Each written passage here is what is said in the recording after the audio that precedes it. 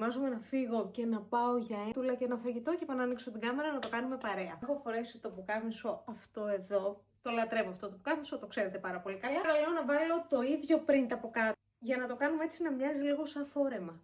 Γι' αυτό μου αρέσει όταν σας βγάζω set, γιατί μπορείτε να παίξετε με τα κομμάτια. Μπορείτε δηλαδή να έχετε το πουκάμισο να το συνδυάζετε με άλλα, μπορείτε να το συνδυάζετε με την ίδια του φούστα και να το μετατρέπετε φόρεμα. Όπως σας είχα πει και στην άλλη φούστα, σε αυτές ρυθμίζουμε εμείς το πόσο μακριά τη θέλουμε, το πόσο κοντή τη θέλουμε και το πόσο θέλουμε το άνοιγμα. Όπως σας έχω πει, είμαι κοντούλα, 61-62 κάπου εκεί. Αρέσει όταν φοράω μίνι να φοράω μίνι, γιατί νομίζω ότι έτσι μου ταιριάζει λίγο καλύτερα. Οπότε θα την κάνω κοντούλα.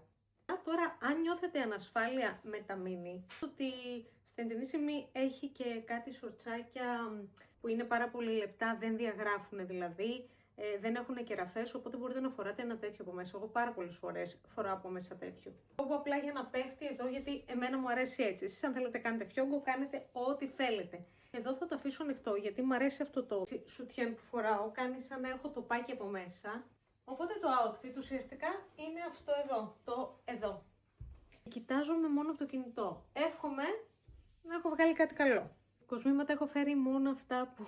Πόσες ερωτήσεις πια, πόσες ερωτήσεις για αυτά τα κοσμήματα. Είπα 1000 φορές τι είναι. Στο τέλος θα φαίνεται ότι κάνω διαφήμιση ενώ δεν κάνω. Η αλήθεια είναι πως ναι, είναι αρκετά εντυπωσιακά.